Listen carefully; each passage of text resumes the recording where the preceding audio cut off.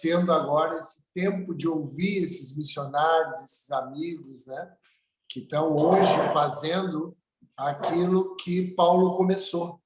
Quando a igreja começou com missões, começou a nos ensinar sobre missões, e a igreja continuou fazendo missões e continua fazendo missões e vai fazer missões até o final.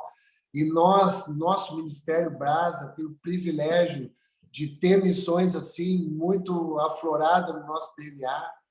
Então, a gente mudou esse horário porque geralmente eles vão ter um horário mais na frente, né? Aí, para não judiar muito desse missionário, né? A gente mudou para o sábado. Então, muito bom o empenho de vocês aí, o sacrifício.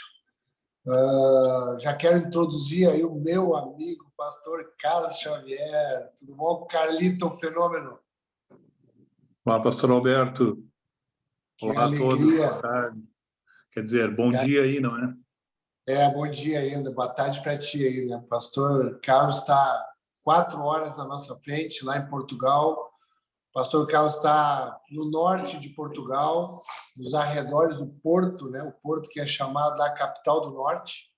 E ele está em Espinho, né? Nossa igreja está lá em Espinho, com o Carlos, com a família dele, com a Adriana, com a Keren, com a Carol, que são as filhas. É um homem assim que ele tem uma estima muito grande no meu coração, né? Por ser meu amigo, né? Que eu aprendi a gostar dele, mas é muito mais que isso, né? Ele é um pastor que tem sido uma referência para a minha vida. Temos vivido muitos combates juntos aí, muitas coisas temos dividido aí. Tive o privilégio de ir. Eu conheci o pastor Carlos lá em Portugal, né? Ele já estava lá, né? Ele foi um pastor aqui nosso de Rio Grande e depois ele foi para lá, já está há 18 anos lá, se não me engano, é isso. E eu já tive a oportunidade de ir algumas vezes lá, passei algumas guerras com ele, quase fiquei lá em Portugal uma vez lá, sepultado, fiquei doente uma vez lá, e o Carlos me deu toda a assistência lá, foi um tempo de muita comunhão também, muito cuidado com a minha vida, com a minha família. E também o pastor Carlos, ele tem e alguns de vocês sabem disso, ele tem um valor muito grande na nossa ida, né? 8 anos atrás, eu estou há 8 anos aqui com a minha casa aqui, Carlos, aqui em Caxias. E o Carlos foi um dos homens que foi usado por Deus na época que eu estava nessa transição para vir orando, né? Junto com o presbitério, o pastor Hudson, e o Carlos veio e me deu uma palavra, Deus falou com ele falou comigo e foi testificando. Então, o Carlos, de alguma forma, ele tem também uma relevância espiritual muito grande aí na nossa comunidade, naquilo que Deus tem feito através da Brasa aqui na Serra Gaúcha. Então, Carlos, quero te deixar à vontade aí, viu, para tu poder conversar conosco, para tu poder trazer aí o teu coração. O pessoal está muito atento aí, tem uma galerinha aí que começou a fazer festa quando ficou sabendo que era tu aí, o pessoal já tem um carinho por ti. Então, fico muito feliz aí e grato com a prontidão, porque olha só, aí é falha do pastor de vocês, né? Eu fui falar com o Carlos na quinta-feira. Quinta-feira eu falei com o Carlos, imagina, 2 dias. E ele ontem já me respondeu, confirmou, um homem com muitas agendas, com muitos compromissos, né? Mas priorizou aí estar junto com vocês e eu agradeço a Deus por isso. Carlos, fica totalmente à vontade aí em casa, meu irmão. Em nome de Jesus. Muito bem, muito obrigado, pastor Alberto, e uma alegria estar aqui com os irmãos, um privilégio mesmo, não é? E poder servir a igreja de alguma forma aí, os propósitos que tem sido esse trabalho que o pastor Alberto partilhou, não é?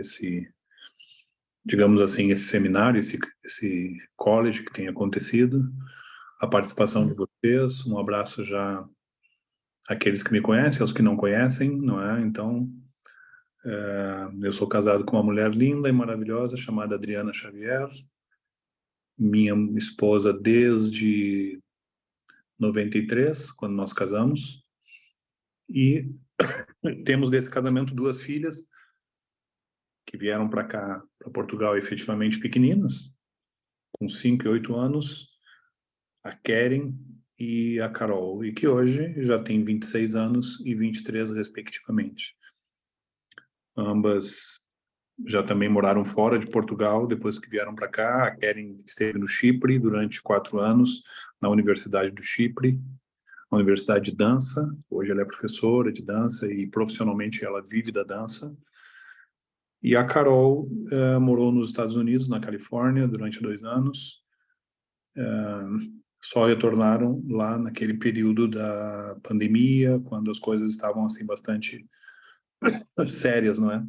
Então, estamos todos juntos aqui como família e servindo a Deus, e cada um envolvido nas suas funções. A Adriana é psicóloga, tem a sua clínica aqui na cidade de Espinho, não é? E também trabalhou num importante hospital aqui do país, que é o Hospital São João, na área clínica, e hoje tem a sua clínica de psicologia, e nós continuamos servindo a Deus, a igreja aqui.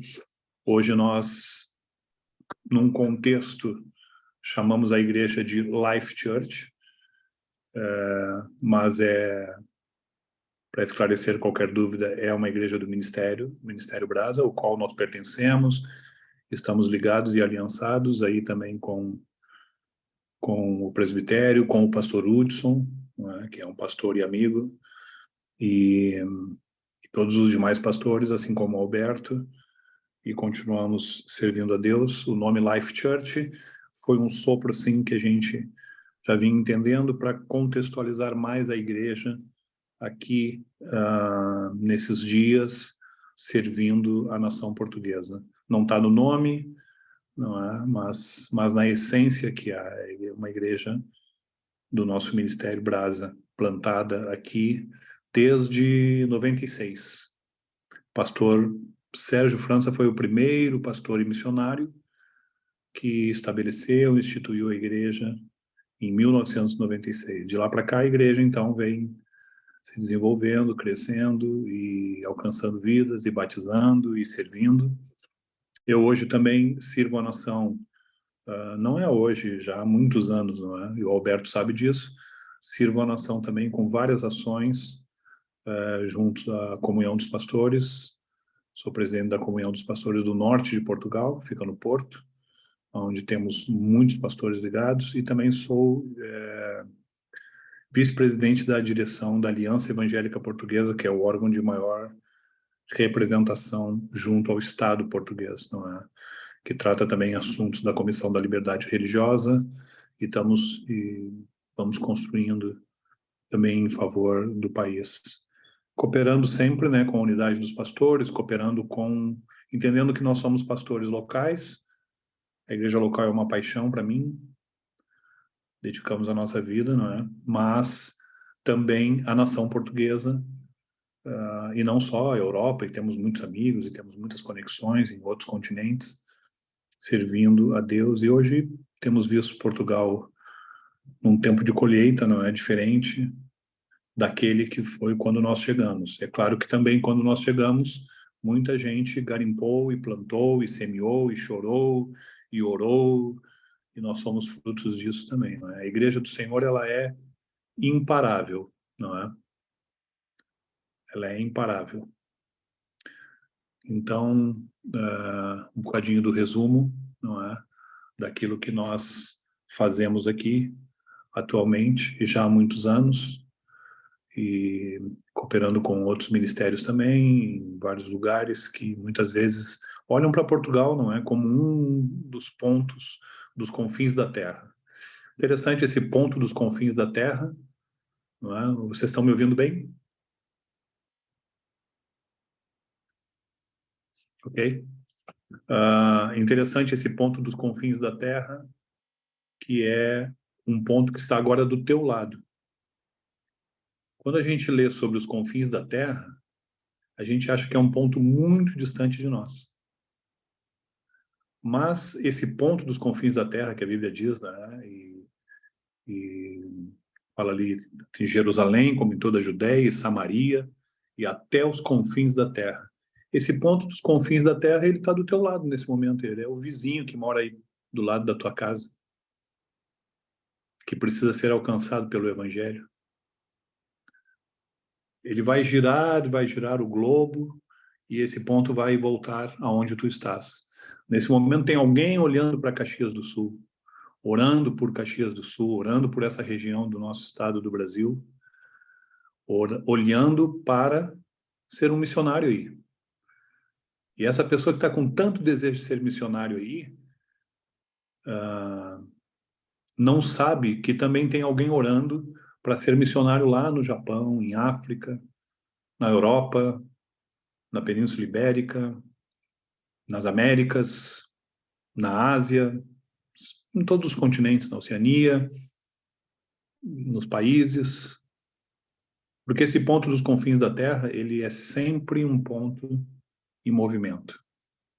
E tem alguém necessitando também, não é? Dessa graça de Deus na vida de missões. E é o teu vizinho aí do lado, do teu prédio. Não é? É o vizinho lá da escola, é o amigo, é uma pessoa que está próxima aí. Então é por isso que é interessante aquilo que a Bíblia diz, não é? Em Jerusalém, em Samaria e toda a Judéia e até os confins da terra. Então, quando começa por Jerusalém, é nessa tua Jerusalém, mas também é os confins da terra. Porque depende da perspectiva de quem está a olhar, Caxias são os confins da terra, um lugar que a pessoa, o sul do Brasil, tanto que nós tivemos aí tantos missionários que Deus enviou para o nosso Brasil lá em tempos remotos e que plantaram a palavra, né? Que olharam para o Brasil como os confins da terra e vieram, desbravaram, deram as suas vidas e até morreram efetivamente na nação para que o evangelho hoje alcançasse a proporção, a dimensão, que a graça de Deus alcançasse tantas pessoas. Então, para todos que estão nessa sala, não é? O ponto dos confins da terra que tu achas que está distante, ele está mesmo do teu lado. Talvez agora mesmo o Espírito Santo está falando ao teu coração e te mostrando uma pessoa que é um vizinho, que é um amigo, que é um, sei lá, é aquela pessoa aí do teu prédio, daquela porta, não é? Talvez aquela pessoa que nem te cumprimenta, mas que necessita desse amor, dessa graça de Deus para ser alcançada, não é?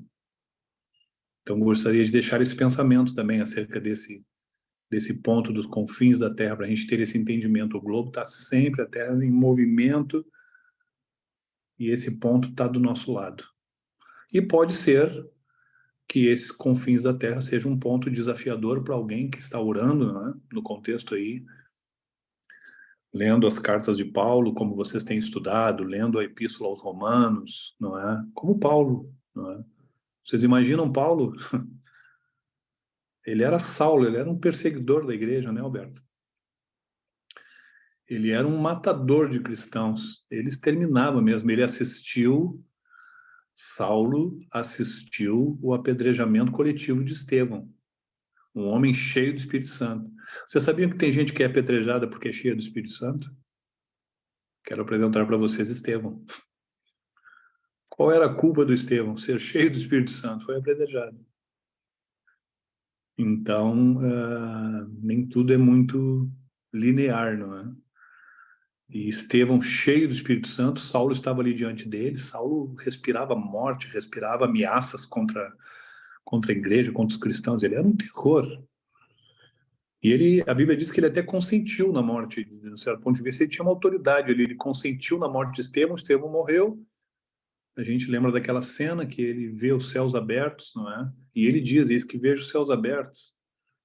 E o Filho do Homem, ele vê coisas fantásticas. De alguma forma, a capa, a túnica de Estevão caiu aos pés de Saulo. E Saulo pegou aquilo, né? Sem saber que ele seria levantado um missionário, motivo do estudo de vocês, né, da teologia aplicada.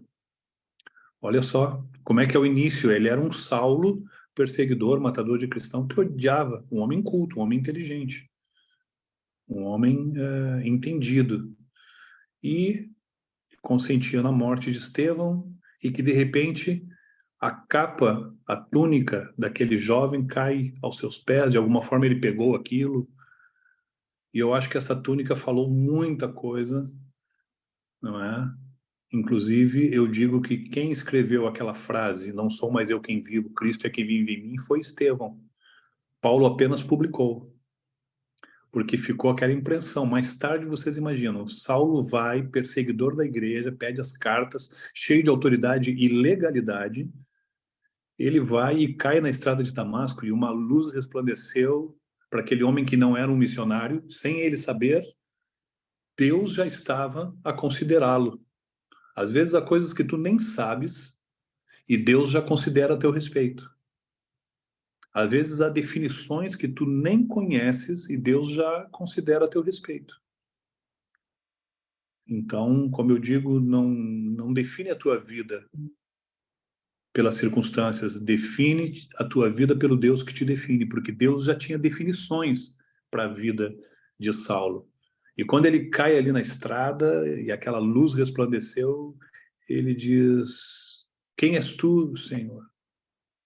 E aquela luz, do meio daquela luz, diz: eu sou Jesus, a quem tu persegues. Vejam só, a perseguição de Saulo era contra Jesus, o Senhor da igreja. Isso é muito interessante, porque missionários, eles decidem serem construtores da igreja. Se tu estás aí na tua igreja, plantado na igreja local, decide no teu coração ser um construtor da igreja. Porque ou tu és um construtor da igreja, ou tu és um crítico da igreja. Eu decidi no meu coração ser um construtor da igreja. Há muito tempo eu disse: Senhor, eu quero ser um construtor da igreja.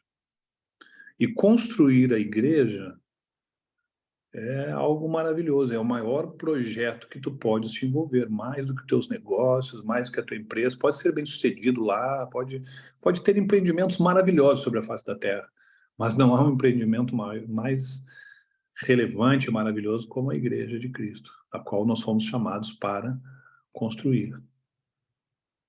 Então, veja, nós fomos chamados para construir a igreja. E Saulo perseguia a igreja, ele achava que perseguia os cristãos, não, ele perseguia o próprio Cristo.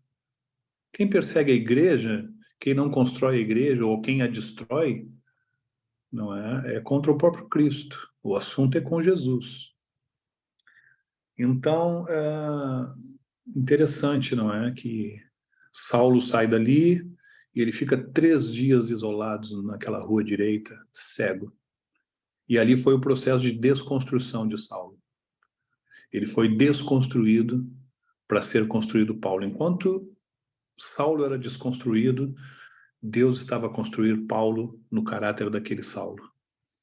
Ele já não ia ser conhecido como Saulo, Saulo do passado.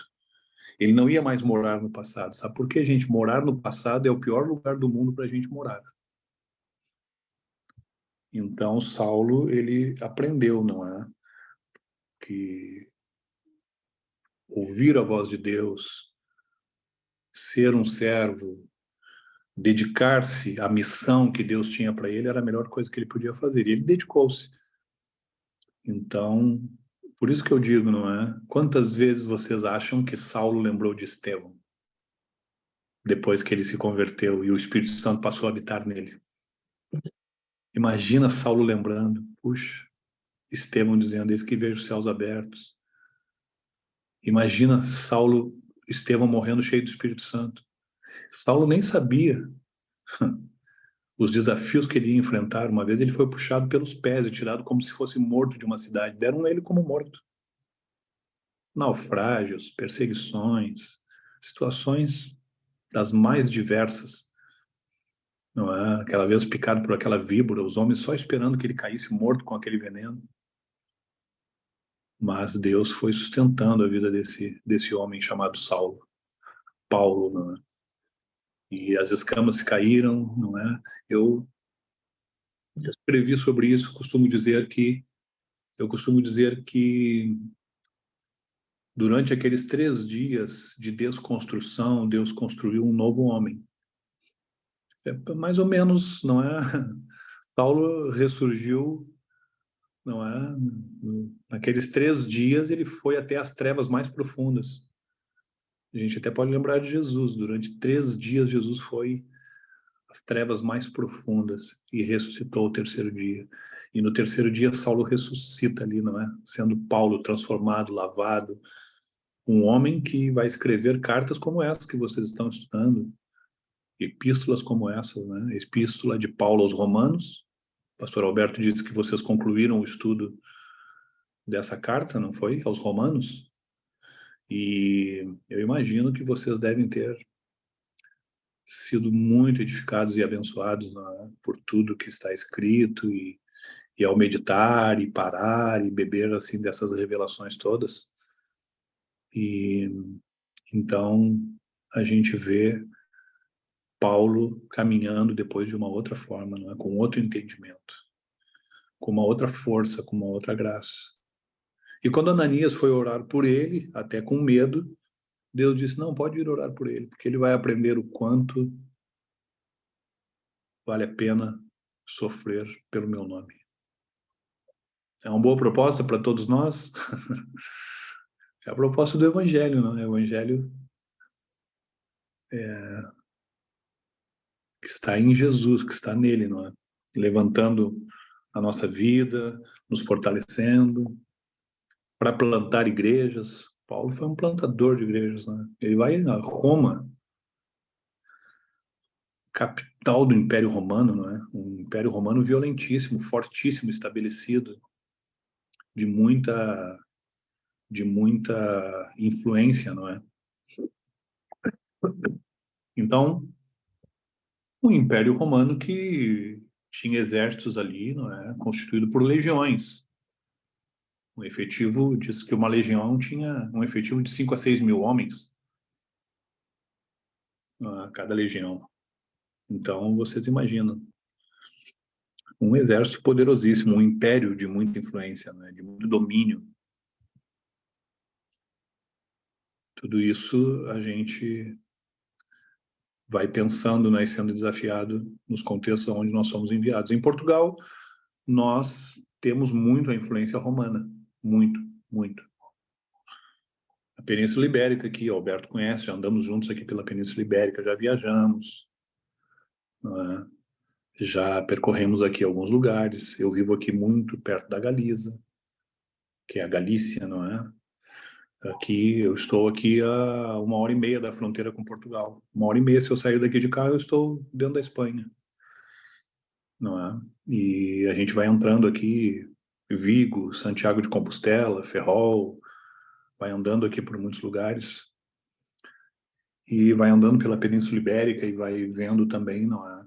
Tudo que foi, toda a influência que tem dos romanos. Há uma história fortíssima dos romanos aqui, não é? Na Península Ibérica. Não sei se é por aí, pastor Alberto. Faço uma pausa aqui para te ouvir um pouco.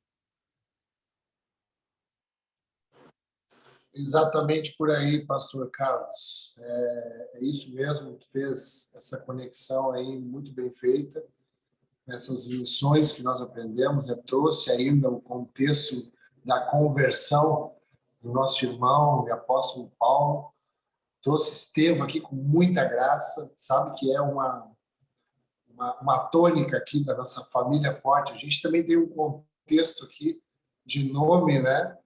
Que é uma inspiração, um sopro de Deus também, conforme tu falaste, que é a família forte, né? E nesse ambiente aqui da família forte, mas que é a brasa, né? Que é ali debaixo do pastor Hudson, presbitério, mas a gente tem com o Estevão assim como um homem assim que é uma referência para a gente, né? Uma referência de um homem que os sinais de ele ser cheio do Espírito Santo, os milagres, né, que a gente vê através da vida dele, o propósito, a manifestação da expressão do chamado dele, quem sabe nenhum de nós iria pedir isso para Deus, né?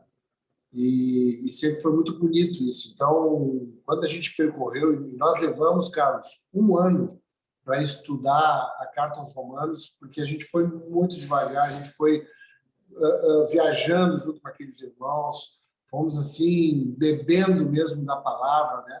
A gente procura fazer aqui uma... Por isso que é ETAP, né? É um estudo de teologia aplicada e participativa.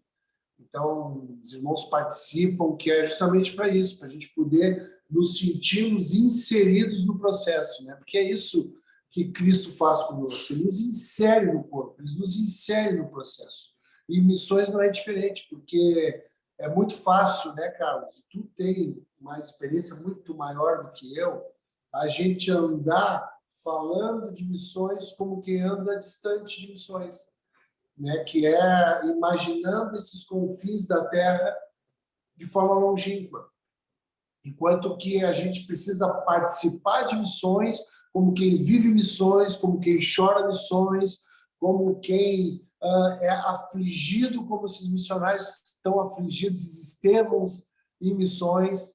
Então, foi muito bom assim te ouvir essa primeira parte, porque foi assim muito aplicada àquilo que a gente vivencia como igreja local. Também somos aqui apaixonados pela igreja local, e eu posso falar pela vida dos meus irmãos, porque são irmãos que andam muito próximo de mim, da minha casa.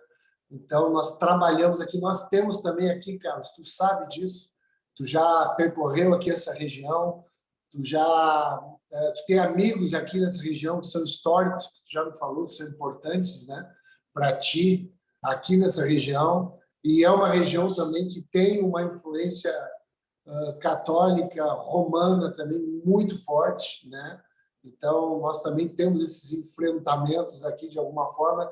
E tu sabe, Carlos, que eu creio que isso já é uma preparação para alguns de nós, quem sabe um dia ser enviado para esses ambientes aí que eu já conheci, que eu sou apaixonado por esses ambientes, já estou com muita vontade de retornar, quero retornar com alguns dos meus irmãos, né, para poder caminhar aí contigo, o Anderson, com o pessoal que está aí. Mas foi muito bom te ouvir, Carlos. Queria abrir ali para o pastor Tiago. Pastor Tiago, não sei se tu lembra do Tiago, Carlos, mas ele vai falar um pouquinho conosco aí. Fica à vontade aí, pastor Tiago. Amém, amém. Bom dia, pastor Carlos. Bom dia, irmãos. Tudo bem? Bom dia, pastor Tiago. Pastor, muito interessante isso que tu trouxe dos confins, né? Tá próximo. E aí eu fui buscar esse significado, né? Esses confins fala de fronteira, fala de limite, fala de barreira, né? E normalmente a gente relaciona isso à distância geográfica, né? Como tu falou, né? A gente acha que os confins estão longe, tá longe, mas todo aquele que chega, que tem alguma limitação ali, que está impedido por alguma barreira ali relacional, são esses confins, né? E aí eu fiquei pensando muito também, que eu acho que linkou com essa questão da gente ser construtores, não críticos, né? Porque no momento que tu é construtor, tu busca ali uma relação intencional para estar aproximando essas pessoas desse entendimento, né? Desse mistério do evangelho, né? Porque a vida é evangelho, né? Essa caminhada da igreja é evangelho, é só evangelho, é só a palavra, né? Então achei muito interessante isso, que parece que ressignificou esse significado, né? Ressignificou o significado é bom, né? Ressignificou essa palavra confins. E em cima disso eu queria te perguntar, tu falou dessas ações que tu trabalha junto com essa comunhão dos pastores, né? Essas ações da igreja, né, dessas múltiplas denominações, igrejas, elas estão voltadas para a sociedade, para a população, para o país aí, com relação à saúde, com relação à educação. Como é que são essas ações, pastor? Sim, pastor Tiago, obrigado pelas questões. Então, na verdade, falar um bocadinho da Aliança Evangélica Portuguesa.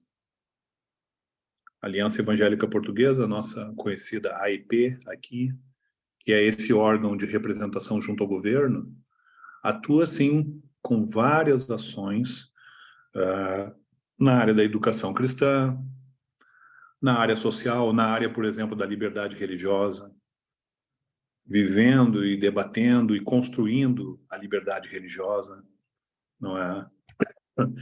Porque, por exemplo, quando a gente vê um país como Portugal, por exemplo, que é um estado laico, mas isso não é assim tão simples. A Constituição fala sobre a liberdade religiosa, mas depois, em contextos como o nosso, não é? E até como o da Serra Gaúcha, aí o pastor Alberto falou e falou bem, a influência dos romanos aí também. Por exemplo, vocês sabiam que uma coisa, talvez vocês nunca pensaram assim, mas uma das coisas que vocês têm aí de influência, e aqui em Portugal também, que nos liga, é o vinho. De onde veio, não é, essa herança? Veio dos romanos, aqui na Península Ibérica. É uma cultura, não é? Caxias também, aí essa região toda da Serra Gaúcha, não é? Uma região vinícola, uma região rica também nessa questão, não é, da produção do vinho, as castas, o clima, essas coisas todas, tal como o Porto aqui, não só Portugal inteiro, mas o Porto, a região da Régua, a região do Douro, que é uma região que reúne três aspectos básicos, né? Tem o melhor clima, tem o melhor solo e tem as melhores castas. E depois as empresas do estrangeiro que estão sediadas cá há mais de 300 anos, não é? Empresas inglesas que estão aqui na região do Douro, no norte de Portugal, não é? E que nunca mais saíram daqui, são históricas, produzindo com as suas caves, com a sua distribuição, com a sua produção rica no vinho, que é exportado para o mundo todo e que até a rainha Elizabeth bebia, né? O vinho do Douro. Mas por que eu estou falando isso? Porque isso é fruto também de uma influência romana, não é? Então, em cima de um contexto onde nós temos também, e por que eu estou falando isso? Também para fazer um link até com a religião, não é? Até com aquilo que veio dos romanos e que influencia na religião, na forma de entender, na forma de ser, resultado dessa vida romana também, não é? Que aconteceu. Então, nós trabalhamos em muitos segmentos da sociedade, não é? Trabalhamos na área social, mas sem perder realmente o foco e o centro que é Cristo, não é? Porque é Ele mesmo, é Ele. Porque se a gente fizer só obra social pela obra social, não é?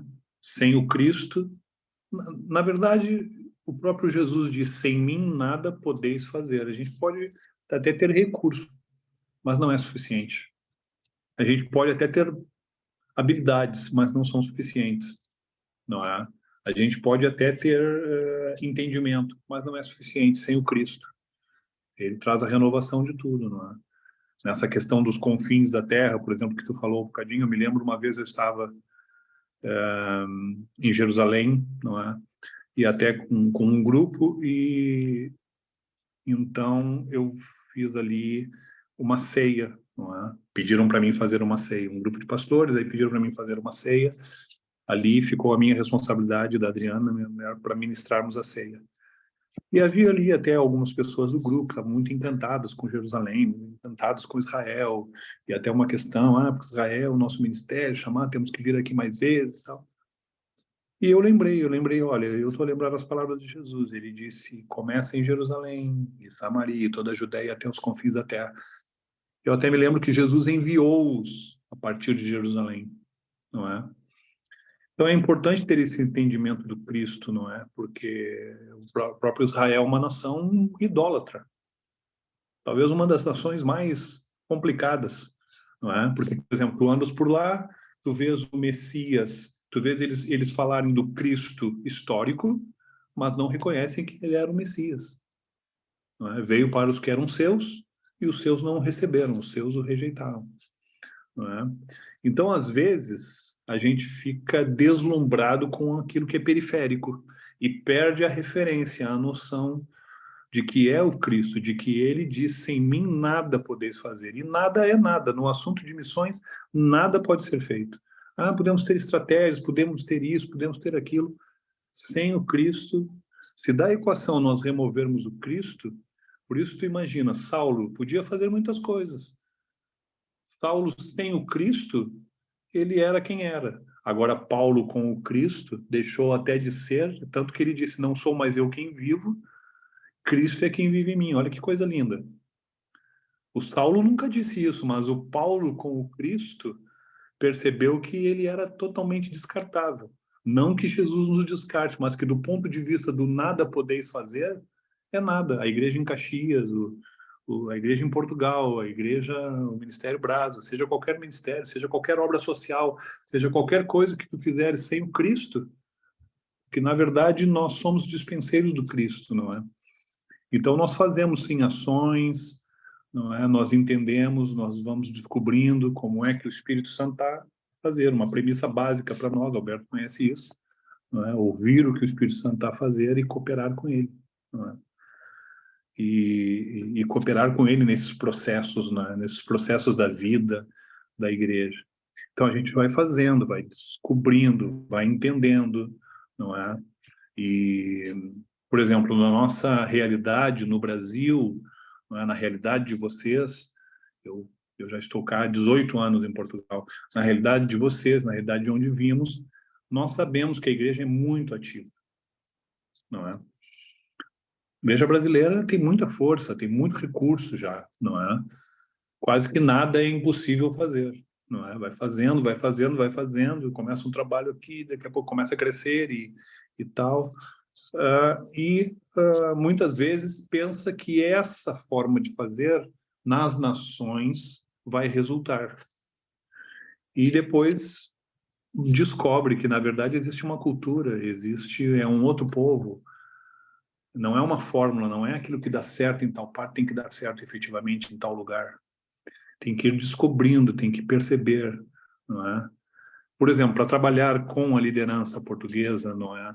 Eu trabalho muitos anos, o Alberto conhece alguns pastores, já esteve cá e conheceu-os, né? E que são pastores, gente assim, espetacular, não é? E líderes de influência, líderes exponenciais para a nação, não é? Tem que saber andar. Há um segredo do estar entre o estar e fazer. Eu falo muito isso, ensino sobre isso, não é? E até escrevi sobre isso no meu livro. Não sei se vocês conhecem um livro que eu tenho que é Chamados para Adorar. Se não conhecem, depois, se quiserem, falem com o pastor Alberto. Se houver um grupo que queira, por exemplo, eu aconselho. Eu conheço o autor. Eu aconselho ter esse livro, Chamados para Adorar, pastor Carlos Xavier. Agora eu estou aqui a brincar, né? Mas eu escrevi muito sobre a diferença entre o estar e o fazer. É muito importante saber estar, porque o fazer é consequência do estar. Marta queria fazer muitas coisas. Maria tinha um desejo pelo estar.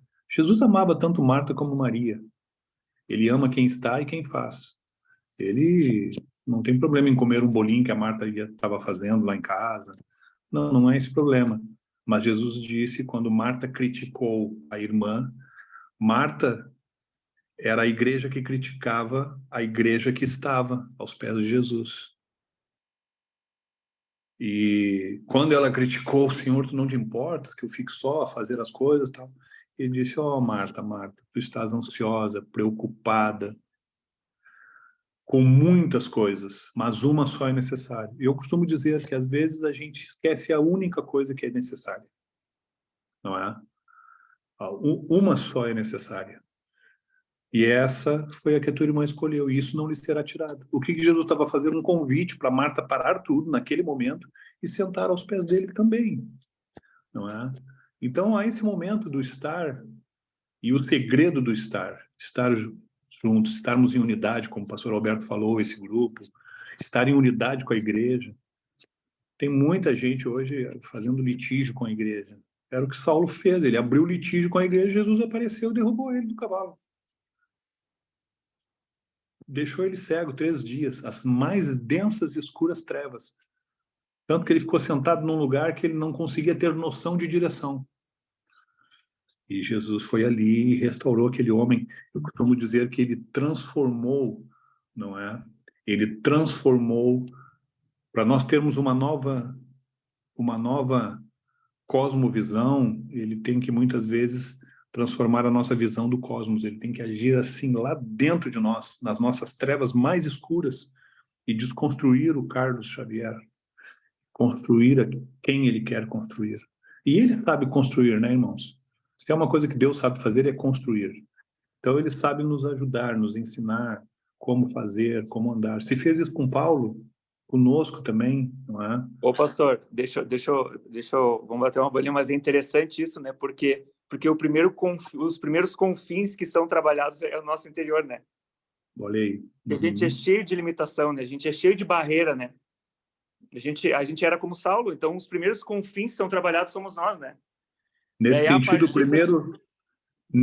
o primeiro campo missionário do Paulo foi ser enviado para o mais íntimo dos confins dele. Daquela terra inexplorada que nem ele conhecia. Nem ele conhecia quem ele poderia ser nas mãos de um Deus, nas mãos de um Senhor da igreja como Jesus. Perfeito. Por isso que não está no fazer, né? Porque o fazer nos dá uma falsa sensação que a gente se conhece e que esses confins estão sendo trabalhados, né? Mas está antes de qualquer coisa no estar. Não quer dizer que a gente não vai fazer, mas isso vai ser algo natural a partir do estar, né? Esse estar na presença que vai revelar quem nós somos, né? A essência que nós somos, né?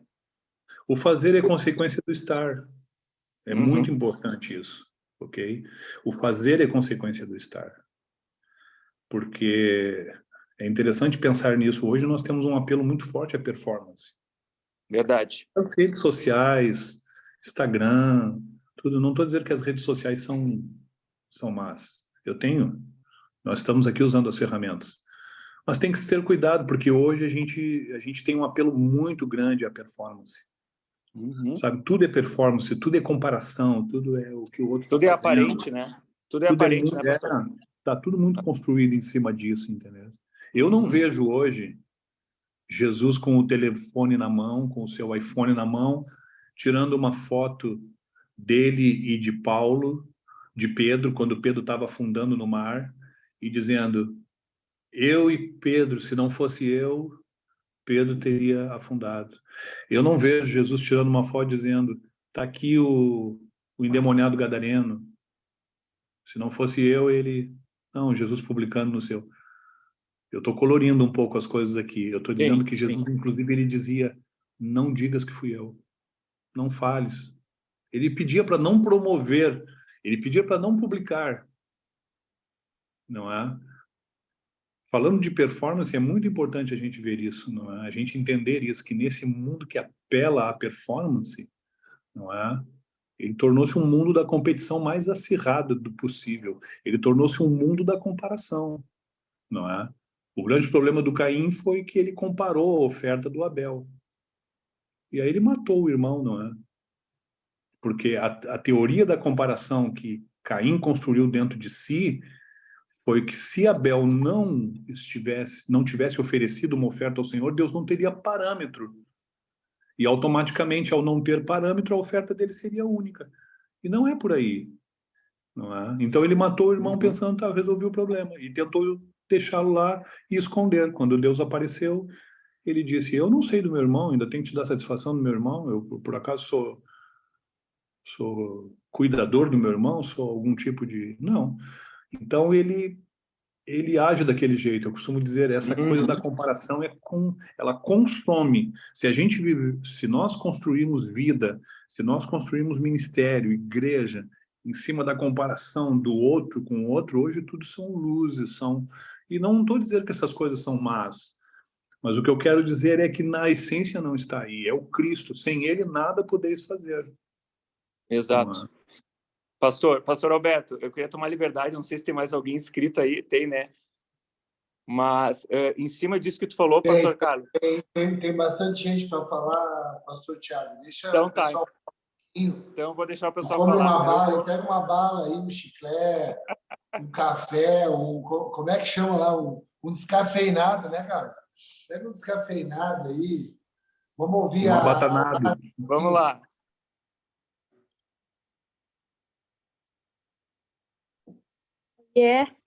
Bom dia. Boa tarde, pastor Carlos. Teve que Bom fazer dia. teve que fazer aqui uma troca de som do lado do pai aqui, que eu estava falando agora. Mas muito interessante essa referência que tu fez aos confins da terra, né? Eu estava lembrando de uma conversa que eu tive essa semana com uma amiga minha, que também é aqui do ministério, só que ela é de outra cidade, lá de Carazinho. E ela ia me contando, assim, que Deus estava falando com ela que ela era missionária e que Deus ia levar ela para muito longe e que ela precisava organizar as coisas dela. A gente foi conversando e percebendo depois que ela estava aquela alegria, aquela euforia do momento.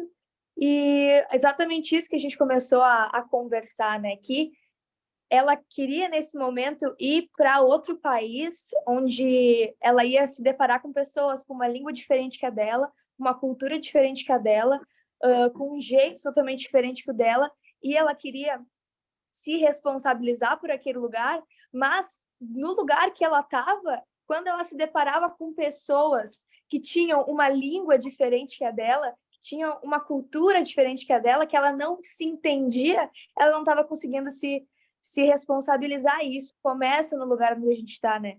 Então, é muito interessante a gente falar sobre esses confins da terra, porque hoje, aqui dentro da minha casa, o pai aqui pode ser essa pessoa com a língua diferente que a minha, pode ser essa pessoa com a cultura diferente que a minha, que eu não estou conseguindo me responsabilizar como essa missionária que a gente é. Todos nós somos, né, missionários.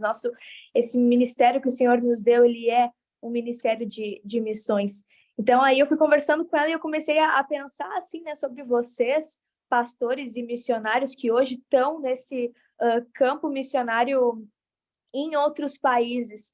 Como que funciona esse momento? Como que foi para ti? Eu queria te perguntar, como foi para ti esse momento que tu percebeu, eu sou um missionário, agora é o momento de ir para as nações. Eu sou um missionário aqui onde eu sou um missionário dentro da minha casa, eu preciso ser um missionário dentro da minha cidade, do meu prédio, que nem o senhor falou. Mas como que foi para ti quando caiu essa ficha, assim, que Deus te mostrou, agora é o momento de sair, é o momento de ir para as nações, ir para Portugal?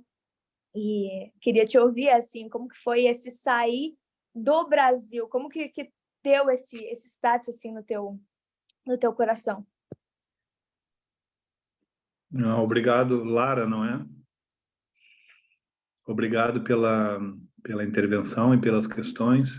Na verdade, Lara, para te responder isso, muito antes de vir para Portugal, quando eu me converti, não é? Então, foi algo muito forte, marcante para minha vida, assim como eu acredito que para cada um que está aqui, o nosso encontro com Jesus, não é? Tendo referência ali como a gente está falando de Saulo, não é?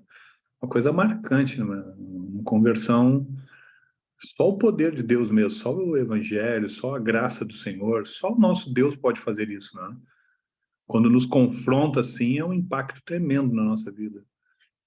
Então, eu, na verdade, comecei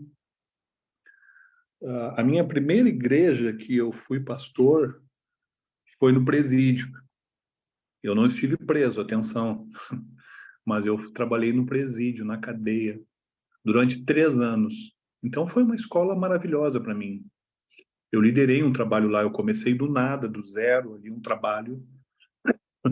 E todo sábado pela manhã tinha uma sala com 40, 50 homens, às vezes 60. E aquilo foi uma escola, eu aprendi muito de Deus ali, não é? A pessoa que foi um ex-presidiário que passou pela igreja que eu pertencia no Brasil, no sul do Brasil, não é? Esse pastor, quando passou lá, ele foi um ex-presidiário de São Paulo, que agora ele dedicou a sua vida a pregar o evangelho. E não mais ouvi sobre esse pastor, mas a verdade é que ele pregou e cada palavra que ele pregava entravam dentro de mim com forte impacto. E ele disse que ele fez um propósito com Deus, que cada cidade que ele passasse, ele ia no presídio municipal da cidade dar o testemunho acerca da obra de Deus na vida dele. E ele chamava-se Isidoro Rodrigues, era conhecido como o bandido da luva branca. Cada crime que ele fazia, ele deixava uma luva branca no local, e a polícia sabia que ele tinha passado por ali, mas nunca o pegavam, até que depois ele foi preso, E aí ele foi efetivamente julgado, e ele foi para tribunal, e ele pegou muitos anos de cadeia, mas também ele encontrou com Jesus lá dentro do presídio, nos trabalhos. Então, ele perguntou no final daquele culto domingo, ele disse, amanhã, segunda-feira, eu vou ao presídio municipal visitar, quem é que quer vir comigo? E eu ali senti fortíssimo, não é? Fortíssimo, que eu deveria ir. E eu fui. A verdade é que houve um motim no presídio municipal e nós não conseguimos entrar. E ele ficou ali 2 horas na frente do presídio, sentado num banquinho, nós ali, eu e mais alguns irmãos que foram, e ele ficou falando sobre o presídio. E ele ficou falando que ali dentro estava todo tipo de espíritos, de resistência. E ele disse uma coisa, alguém que pregar aqui dentro vai ficar apto para pregar em qualquer lugar do mundo. Nunca mais esqueci aquilo. E eu chorei muito, fiquei muito impactado mesmo. Chorei muito, ouvi aquelas palavras e recebi um comissionamento da parte de Deus. Fui ao meu pastor e disse a ele, olha, isso foi o quê? Estou falando isso já em 90, 91. Eu fui ao meu pastor e eu disse, olha, pastor, eu gostaria de começar um trabalho lá no presídio. E ele deu meu apoio e eu comecei, não é? Deu a sua permissão e tal, e eu comecei. Então, ali foi a minha escola. Eu diria que ali foi o meu primeiro campo missionário. Eu fui remetido, que eu fui enviado. E lá, estando, então, trabalhei durante 3 anos. Depois eu mudei de cidade, quando casamos, eu e minha esposa, não é? E até a ideia era começar nessa outra cidade, começar o trabalho no presídio, mas aí já haviam 4 igrejas que faziam cultos no presídio. E aí eu orei a Deus e eu disse, quer saber de uma coisa? Quer saber de uma coisa? Eu, então, não vou ser mais pedir mais um horário, 5 igrejas, se já tem 4 igrejas a pregar lá. Para que eu vou dividir? Foi quando eu orei a Deus e Deus falou comigo. E eu disse, então vamos começar um trabalho diferente. E a gente começou na cidade de Rio Grande, de onde a minha esposa era. Alberto, olha isso. A gente começou, muita gente não sabe. Nós começamos um trabalho de rua. Eu falei, então vamos começar uma coisa diferente, vamos começar um trabalho na rua com os mendigos de rua. E o pessoal gostou lá da igreja. E aí nós chamamos de grupo de socorro. Foi o primeiro trabalho do ministério na rua. E que depois, mais tarde, se tornou o Projeto Amor. Muita gente não sabia disso, né? Mas nós começamos lá, pioneiros lá em Rio Grande, começamos esse trabalho. Por quê? Porque ir para o presídio era mais uma igreja a pregar lá, já o evangelho estava sendo anunciado. Então a gente orou, ouviu a voz de Deus e veio ao meu espírito começar aquilo e a gente começou na rua, a gente fazia o trabalho. Carlos, eu acho que todo mundo sempre imaginou que era o Luciano, né? Que o Luciano tinha começado isso, Luciano Martini. Mas sabes quem era o pastor? Quando eu comecei esse trabalho lá chamado Grupo de Socorro na rua, o pastor em Rio Grande, naquela ocasião, era o Luciano Martini. Não, é bom saber isso, porque tu, humildemente, tu omitiu isso até hoje, e a partir de hoje vamos começar a processar o Luciano, porque ele está pegando essa autoria aí indevidamente. E depois, em Portugal, claro, quando o Luciano estava aqui, ele assistiu num programa de televisão que falava sobre a situação dos sem-abrigos no Porto e tal, que havia muita gente na rua, muitos mendigos, e aqui chama-se sem-abrigos. Aí, então, ele começou um trabalho aqui chamado Projeto Amor, que foi aquilo que, na verdade, já tinha sido começado lá em Rio Grande, quando eu comecei o grupo de socorro, que não tinha o nome de Projeto Amor, tinha de grupo de socorro. Era ir para as ruas, dar alimento aos mendigos, levar cobertores e mantas, isso e aquilo. Continuando a resposta da Lara, então, Lara, efetivamente eu tive uma chamada muito específica para Portugal. E isso foi quando eu estava no Exército, ainda em 89, por aí. Eu nem fazia parte do Ministério Brás ainda. E eu recebi essa chamada de Deus. Eu tinha certeza que eu ia para Portugal. Eu dizia para todo mundo, quando eu conheci a minha esposa, nós começamos a namorar, acho que em 91, Antes de começar a namorar, eu disse para ela, olha, só tem uma coisa que eu quero te dizer. Assim, assim, assim. Eu sou um missionário, eu tenho um chamado de Deus, eu vou embora do Brasil e eu vou para Portugal. Se tu quiseres ir comigo, se tu entenderes o chamado que Deus tem para minha vida, então eu quero te explicar agora, porque se tu não concordares, se tu achares que não, tá tudo bem, não tem problema, a gente não começa a namorar. Eu falei assim, a gente já nem começa a namorar porque eu vou embora. Agora, se tu aceitares essa direção, essa caminhada, é para aí que eu vou. E eu tenho certeza que eu vou. Não sei quando que eu vou, mas eu vou. Isso eu falei com ela em 91. Eu lembro que ela respondeu, ok, não tem problema. Se Deus tem um chamado para ti e se Deus nos quer juntos, esse chamado também é para mim. Eu nunca vou ser um impedimento na tua vida, nunca vou ser um empecilho, tu nunca vais ter nenhuma situação que eu vou ser um peso, ou eu vou contrariar, ou eu vou...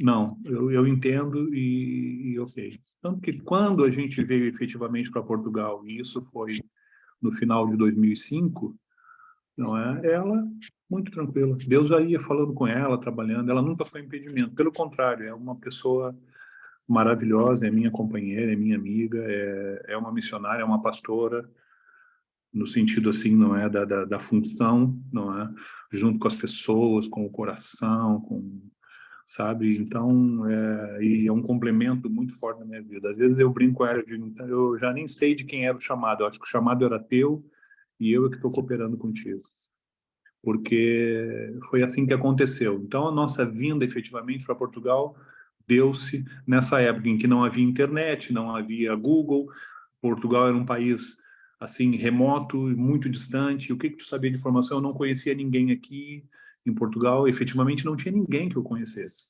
Hoje, por exemplo, qualquer pessoa que do nosso meio aí, o pastor Alberto, nós sabe, uma referência, alguém, há um caminho, é muito mais fácil, claro. Mas antigamente não havia nada, informações, a não ser o que tu lias na biblioteca, que tu procurava. Não havia hoje o Wikipédia, não havia, né, Primeirão, não havia outras ferramentas como as que nós temos hoje. Mas foi assim, era uma certeza e uma convicção. Quando eu fui falar com o tenente da banda do Exército, que eu era da banda do Exército, eu conheci o pastor Daniel de Esteio no Exército. Nós somos amigos desde aquela época. Nós, inclusive, desenvolvemos um trabalho lá, também missionário e pioneiro, que era chamado de UNCEB, União dos Militares Cristãos do Exército Brasileiro. Nós começamos reuniões de discipulado lá, reuniões de adoração dentro do Exército. É uma coisa louca naquela época. E eu conheci o Daniel, que era um tenente, um oficial do R2, mas que depois saiu, foi para o Banco do Brasil. Quer dizer, somos amigos desde aquela época e no final desse mês ele está vindo a Portugal, vai passar um tempo comigo aqui na minha casa. É um irmão, é um amigo mesmo, né? O pastor Daniel de Esteio, um dos nossos pastores aí. E então, o meu chamado deu-se dessa forma. Quando eu vim para Portugal, efetivamente foi na transição. Quando já foi mencionado aí, o pastor Luciano estava indo, eu fiz o culto de despedida e de envio dele para o Brasil e fiquei em Portugal e estamos aqui há 18 anos pastoreando e cooperando e tal. E hoje a igreja é muitíssimo conhecida, inclusive pela construção dessas ações todas junto ao país, junto à nação. A igreja alcançou outra, como é que eu vou dizer, outra dimensão no sentido da influência, que também é outro assunto bastante interessante para se falar. Espero que eu tenha respondido, Lara, a tua questão. Bom, muito bom. Obrigada. Bom saber um pouco dessa história, né? O senhor, ele já foi preparando esse solo aqui. Então, Portugal foi a materialização daquilo que você estava vivendo, né? Essa história do presídio é muito... Amém. Amém. Graças a Deus. Vamos ouvir agora, vamos ter mais um tempinho aqui, mais essas duas perguntas que tem aí. A Ina baixou a mão agora, estava com a mão levantada, baixou a mão. Não, mas eu quero falar assim, pastor. O pessoal vai levantando a mão, depois acho que as perguntas vão sendo respondidas assim, né? E o pessoal vai baixando, é isso aí. Ina, pode ficar à vontade. Carlos, a Ina Jara, é uma missionária que nós enviamos aqui da igreja, aqui para Brasília, Ela está lá, já faz, acho que 7 meses por aí, se eu não me engano, ela vai falar agora. Veio de Porto Alegre junto comigo, junto com a minha casa, e agora está nessa função aí de missionária lá em Brasília, está com o povo lá, está com as ovelhas lá que Deus está mandando para ela. Fica à vontade aí para conversar com o pastor Carlos aí, que nós estamos ouvindo. Obrigada, pastor. Bom dia, irmãos. Boa tarde, pastor Carlos. Muito bom. Olá, Ina. Boa tarde. Muito bom te ouvir. Muito bom poder ouvir as experiências, né? E eu tenho uma pergunta, assim, em que eu tenho vivido muito aqui, né? Nesse poucos meses, né? 7 meses que eu tenho aqui em Brasília. Eu queria te perguntar algo assim que Deus tem falado muito comigo, né? Que é essa transformação que vai sendo gerada dentro de nós, né?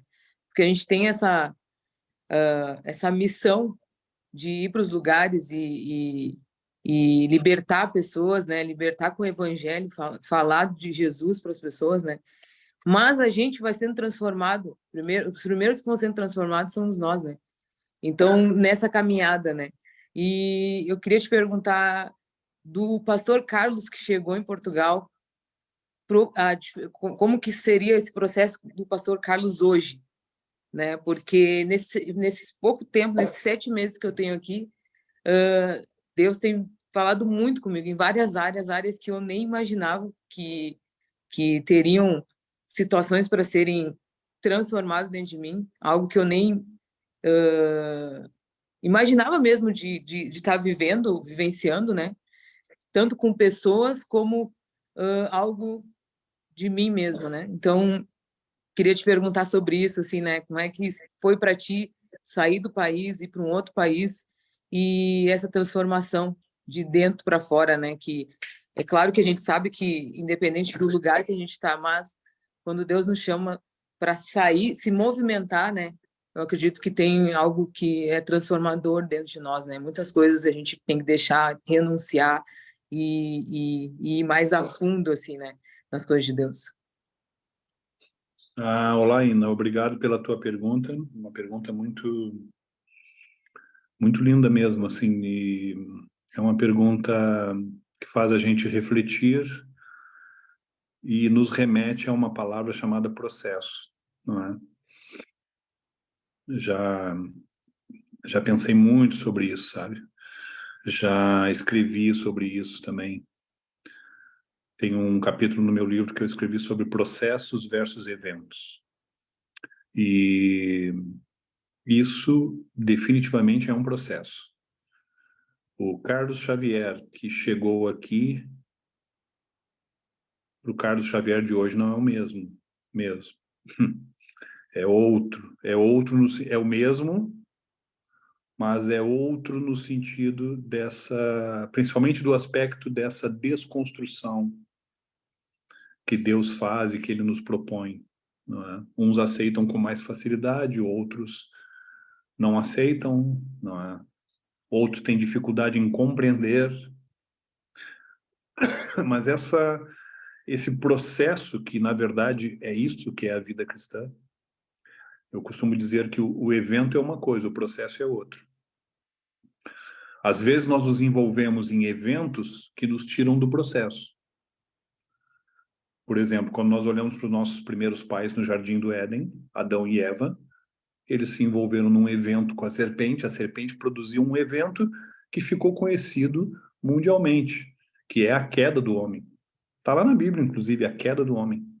A narrativa, o tópico é a queda do homem. Aí a gente vai ler como é que a serpente fez, mas que Eva, voluntariamente, e Adão envolveram-se.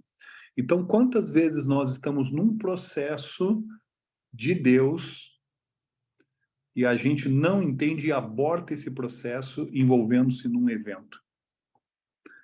E não sei, o nosso português é muito rico, não é? Mas dentro da palavra evento a gente encontra uma outra palavra, que é evento.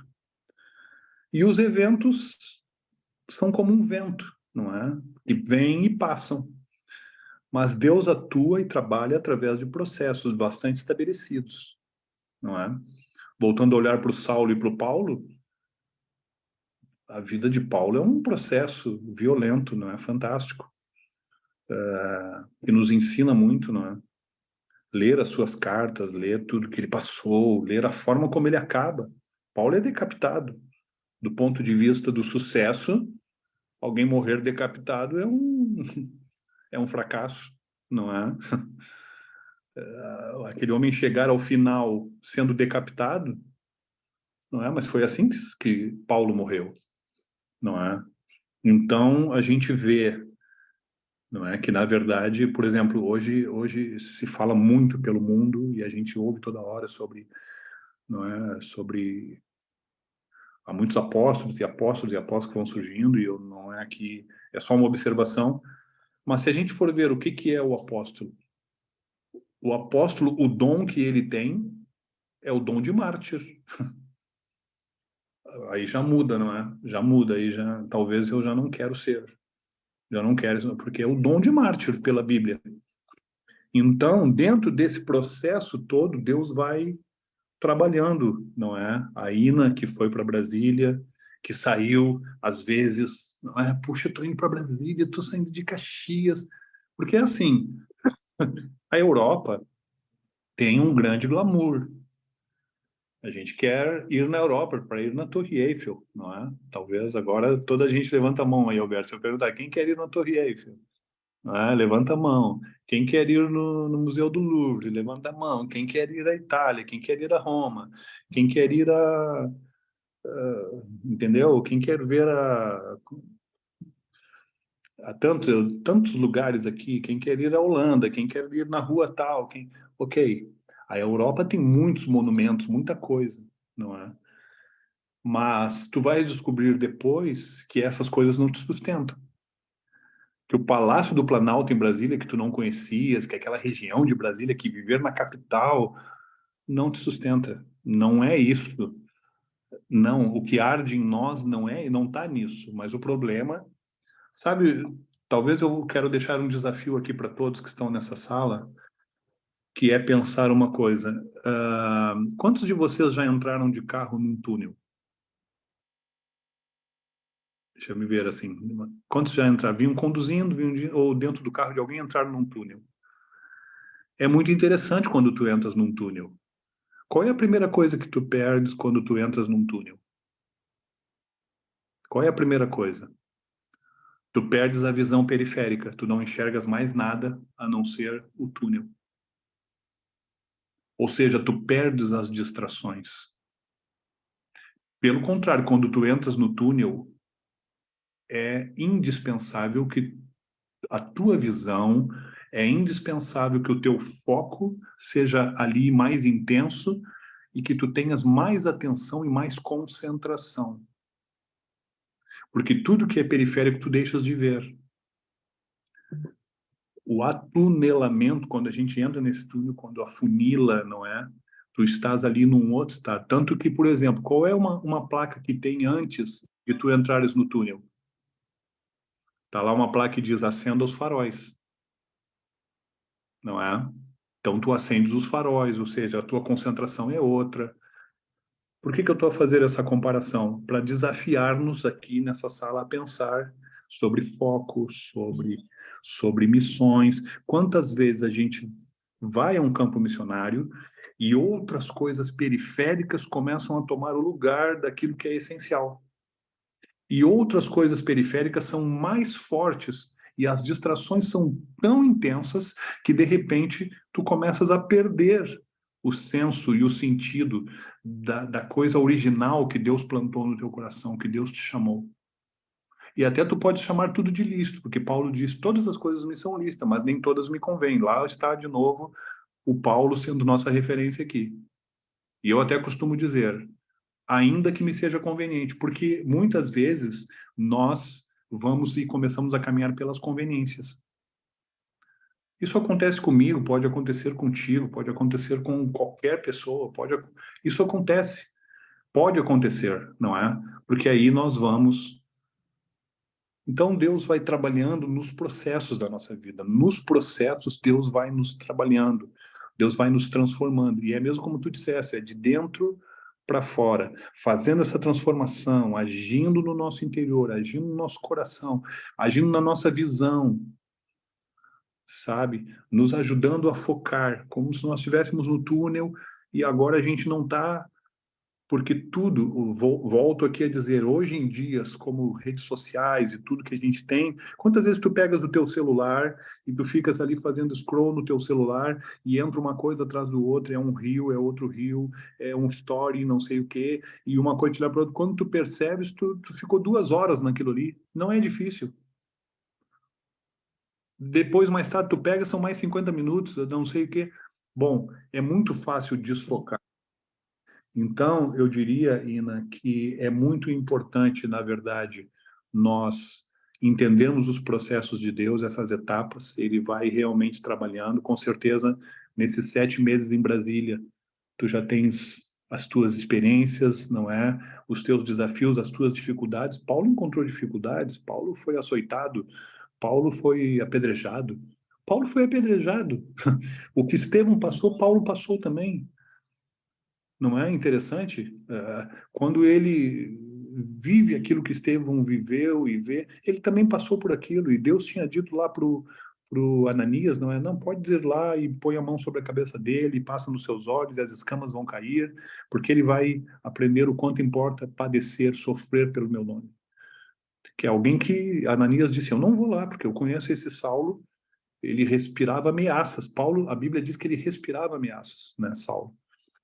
Então, para concluir e te responder, não é? É um Carlos diferente, é mais, talvez, não é com certeza alguém mais desconstruído, é alguém que hoje olharia para trás e diria, eu aprendi com os erros, se Deus me dá uma oportunidade de fazer de novo, eu não iria fazer da forma como eu fiz coisas lá atrás. Eu acho que isso é uma virtude, é também nós aprendemos com os erros.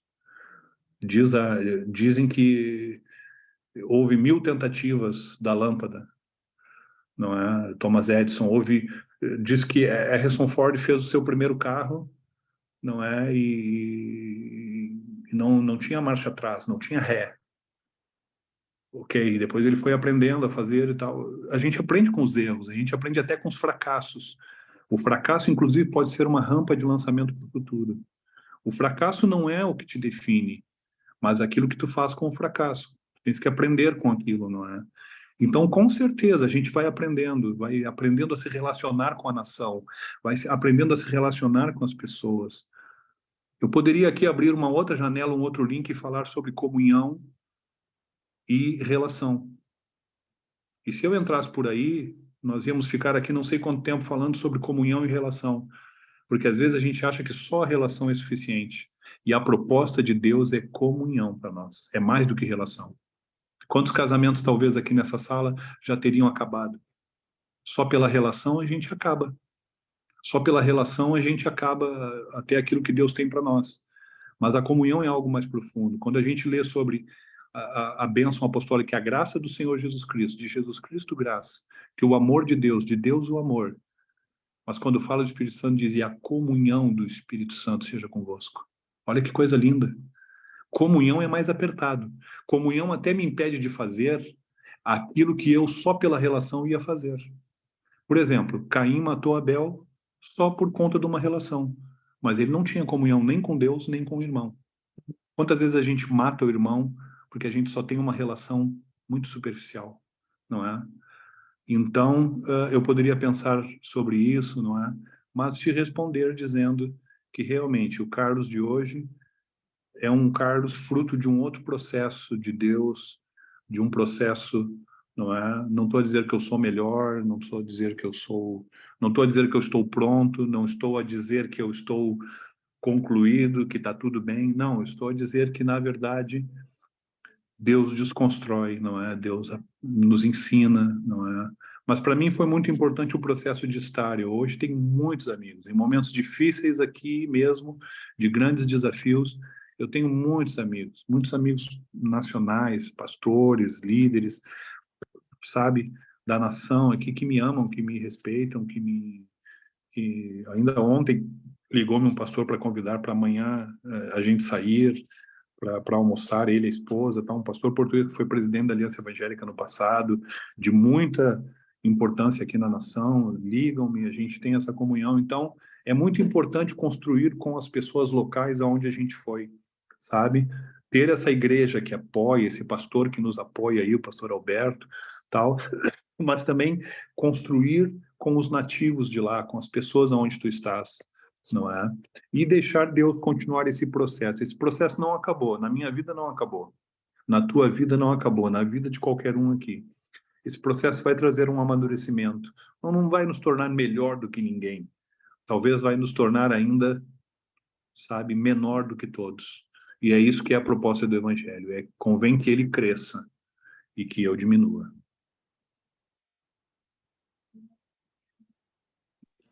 Amém, pastor. Obrigado.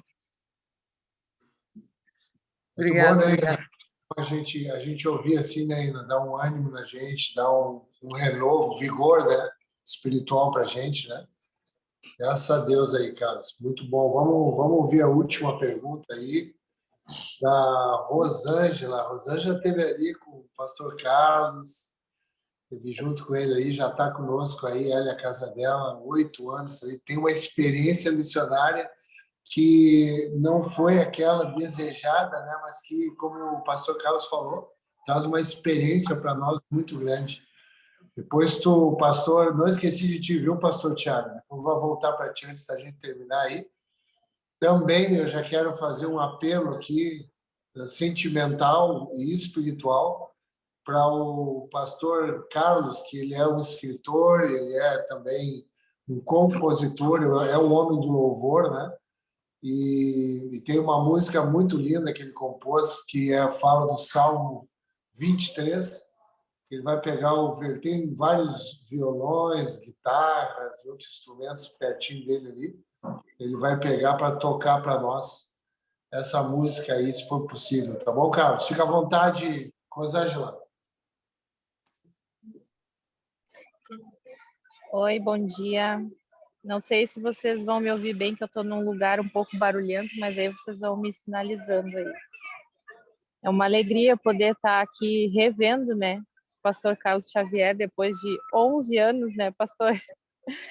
Eu fiquei refletindo muito sobre esse tempo, né, quanto tempo faz que eu tive aquela breve experiência, mas muito intensa, ali em Portugal, junto de vocês, né, e fiquei ouvindo aqui tudo que foi falado e lembrando e conectando com o que eu pensava, a forma que eu pensava na época. E uma das coisas que foi trazida aqui foi essa questão da euforia, né? Que a gente muitas vezes vai para um campo missionário com uma euforia no coração, e foi assim que eu cheguei em Portugal, e tu deve te lembrar muito bem, né? Que eu era uma menina ali de 24 anos. Para quem não sabe, né, eu contextualizando assim, né, em 2010 eu tive um tempinho ali com o pastor Carlos Xavier em Portugal, que não foi como eu desejava, que eu desejava ter ficado lá, né, e eu acabei voltando 5 meses depois, mas eu lembro assim de que eu estava nessa euforia que a Lara trouxe ali, né, eu queria ir para as nações, eu não tinha esse entendimento ainda daquilo que falou no início, né, pastor Carlos, que os confins da terra é aquele que está do meu lado, é aquele que sou eu mesma, né? É o meu interior. E muitos anos depois dessa ida, eu comecei a aprender isso, né? E hoje eu tenho vivido muito mais intensamente esse campo missionário em todos os lugares, né? A partir desse entendimento. Mas a pergunta que eu fiquei no meu coração, assim, pensando, né, sobre tudo isso, né? Pensando na vida de Paulo, né, que ele foi esse pai que foi levantado para formar outros filhos, né? Assim como vocês, pastores, tu, pastor Alberto, pastor Tiago e tantos outros, né, são levantados em lugares para formar esses filhos, assim como Paulo formou Timóteo, Tito, tantos e tantos outros, né, que nem foram mencionados na Bíblia. Eu queria te perguntar como que foi para ti naquela época, né? Que a gente fez ali meio que uma república de missionários, né? Quando a gente foi, eu, a Sandreana, o Tiago e a Silvia, a gente viveu aquele tempo muito próximo ali da tua casa, e eu queria te perguntar como que foi para ti, assim, receber esses filhos, né? E como é cada vez que vem, né? Porque eu creio que ainda vem muitas pessoas para ti, mesmo que não seja de outras nações, eu não sei se ainda acontece isso aí, né? Não sei se ainda tem esse movimento, né, de tu receber pessoas de outras igrejas para estar aí contigo, mas eu queria te perguntar como que foi assim para ti, né, lidar com a gente, porque da minha parte, muitos aqui já sabem, né, do meu testemunho e eu hoje vejo que eu fui uma filha muito rebelde, né? Porque tu queria ser um pai para mim ali, muitas vezes queria me cuidar, queria me orientar e muitas vezes eu ficava muito brava, né? A gente teve ali as nossas desavenças, né? E muitas vezes eu não consegui te ouvir assim e reconhecer essa paternidade que hoje eu reconheço, né? Pela graça de Deus. Então, como tu mesmo falou, assim como muitas coisas foram desconstruídas dentro de ti, dentro de mim também muita coisa tem sido desconstruída nesses anos todos, né? E aí eu queria te ouvir um pouco, né? Que eu nunca tive essa oportunidade, também nunca me empenhei em te procurar e te perguntar isso, né? Mas eu sabia que hoje seria uma oportunidade muito boa, assim, de poder ouvir como que foi para ti essa experiência, né? De receber esses filhos e de ter que lidar, assim, com esses nossos momentos, assim, de altos e baixos, né? E gerenciar ali aquelas pessoas, né? Que tu recebeu para cuidar nessa responsabilidade como pai, né? Essa era a minha pergunta. Olá, Rosângela, tudo bem? Bom te ver depois desses anos todos, saber que estás aí junto com a igreja, junto com o pastor Alberto, não é? E queria começar te agradecendo, não é por aquele tempo, pelo teu investimento de recurso, não é? Financeiro, que tu te preparou para vir, recurso de tempo, recurso da tua vida, não é? E foi um tempo especial, foi bom te receber aqui. A Rosângela esteve conosco, serviu a igreja com amor, com carinho, não é? E foi assim muito bom. Deixou marcas aqui, não é? Cada pessoa que agora falando um bocadinho da resposta dentro da pergunta da Rosângela, não é? Eu já entendi uma coisa. Esse é o meu entendimento. O assunto de pais, paternidade e até associado ao pastor, a figura do pastor, não é? É sempre muito desafiador, muito desafiador. Por quê? Porque há muitas complexidades. Por exemplo, quando tu tens pessoas que vêm de vários contextos, imagina quem é pai aqui nessa sala, não é? Aqueles que são pais e mães e que tem mais de um filho em casa. Você sabe que os filhos são diferentes uns dos outros, são distintos, não é? Ok, são filhos dos mesmos pais, estão ali, ou às vezes aqueles contextos que um dos filhos é adotado, não é? Então a gente acompanhando sabe que há muitos desafios na criação dos filhos, não é? Sabe que há muitas etapas que os filhos passam, desde os seus questionamentos próprios, desde aquela fase em que acham que podem fazer tudo por si só, não é? Ou aquela fase, por exemplo, da independência. Todos nós passamos por isso, não é? Todos nós, todos nós. Nós que já deixamos os nossos pais, as nossas famílias, e que fomos agora viver a nossa vida, e que hoje somos pais, não é? No meu caso, que eu tenho duas filhas, elas são totalmente diferentes uma da outra, são filhas, são diferentes.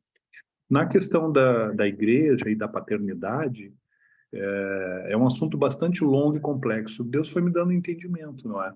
Primeiro, nem todos são filhos, ok? E nem todos querem ser filhos. Essa também é uma situação, é uma verdade, não é? Nem todos querem ser. Por exemplo, eu já tive situação de pastor. Me lembro de um pastor que uma vez olhou para mim, tu não me vês como pai.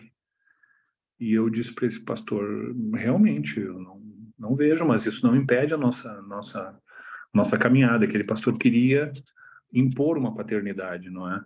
E às vezes nós queremos, nesse ponto de vista, não é, como pastores, impor algo. Nada é imposto, é algo natural, não é? Nada é imposto, é algo natural. Às vezes não há esse entendimento, às vezes o cuidado, não há essa compreensão. Então, no campo missionário, nós lidamos com muitas pessoas que vêm de várias realidades. Por exemplo, de várias pessoas que também vêm de outros estados do Brasil e que têm uma forma de ser totalmente diferente. Nosso Brasil é enorme, é grande, as nossas culturas, até a nossa língua é a mesma, mas as nossas expressões, e outra coisa, os nossos contextos, de onde a gente veio, de onde a gente, não é? E o campo missionário, ele é sempre um campo, atenção. O campo missionário, eu costumo dizer que ele revela as tuas fragilidades. Porque tu te confrontas com situações da tua vida que são únicas, que são ímpares e que tu nunca tinha passado por aquilo. Saíres do contexto do teu país, no caso do Brasil, aonde tu vives, com a tua família, foi criado, os tios, os pais, tá acostumado, o banco que tu tens conta, o trabalho, a tua língua, os amigos que tu tens. Quando tu chegas num outro país, tu não tens nada, não tens ninguém, não é? Às vezes, também, a projeção das expectativas, há muita expectativa, como a Rosângela falou, há um encanto, não é? Há uma forma de ler as coisas, e quando tu te deparas com a realidade, não é a realidade que te frustrou, na verdade são as expectativas que tu projetaste, as tuas perspectivas, não é? E lidar com isso nem sempre é fácil, não é? Então, como é que eu vejo, não é? Aqueles que vêm, aqueles que enviam.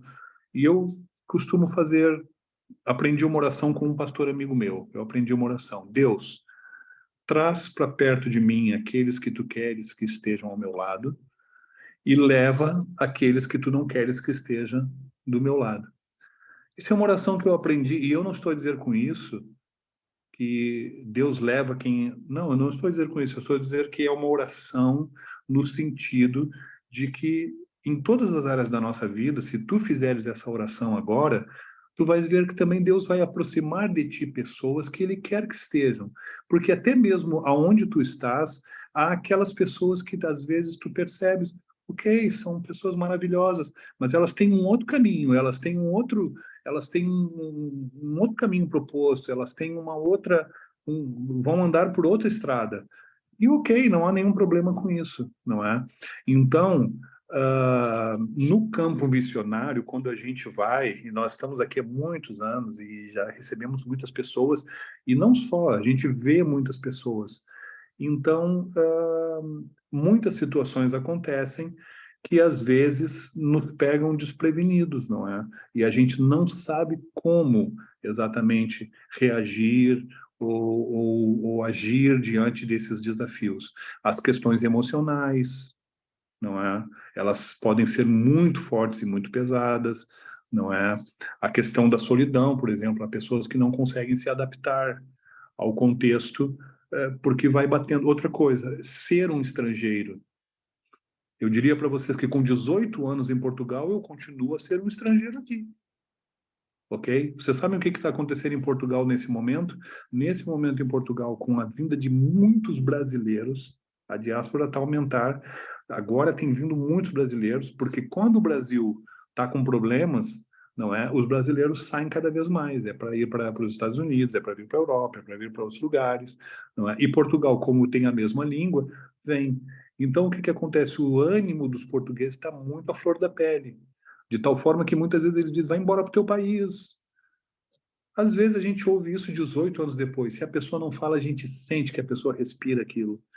E lidar com essa coisa de estar num lugar que tu não pertences ali, também é uma questão de resiliência dentro da gente. Ou isso te aniquila, ou tu faz disso também, superas isso e achas o teu contexto ali. Não é muito fácil. Então eu entendo que há muitos desafios e respeito isso, não é? Hoje, talvez de uma maneira até muito mais, com uma leitura muito mais madura, não é?